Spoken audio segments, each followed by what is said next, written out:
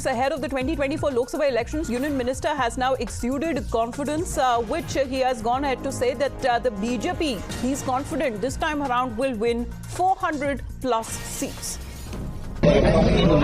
राजस्थान में अनेक जनजातियों का बोलबाला हो गया जिस तरह से डिफरेंट तरीके के माफिया बनते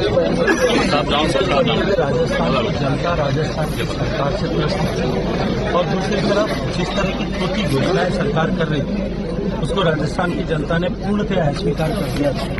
मैंने चुनाव के समय में भी आप सब लोगों से निवेदन किया था कि अब की बार राजस्थान की जनता वर्तमान की सरकार को और इसकी योजनाओं को पूर्णतः नकारने वाली और वही हुआ।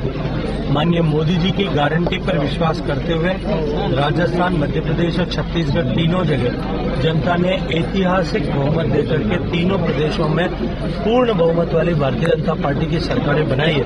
और ये जो क्रम अभी 2023 के विधानसभा चुनावों से शुरू हुआ है, ये 2024 के लोकसभा चुनाव में भी इसी तरह से बदस्तूर जारी रहेगा।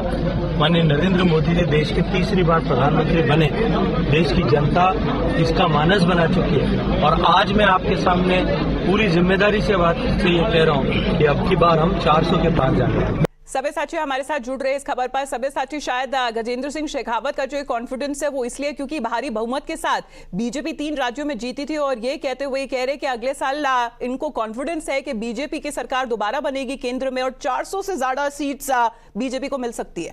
जी बिल्कुल, देखिए बीजेपी ने जो 4 राज्यों में जो जीत हासिल की है उसके बाद जो है बीजेपी का कॉन्फिडेंस काफी हद तक बढ़ गया है।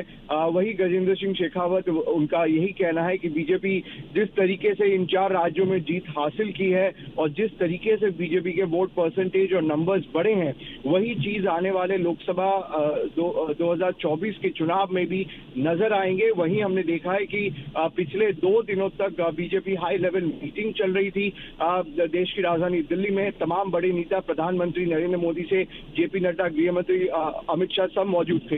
मीटिंग में यही डिसाइड किया है कि बीजेपी जो टारगेट कर रही है 50% वोट शेयर अगले चुनाव में, और इसके लिए तैयारी पूरी तरीके से शुरू कर दी गई है।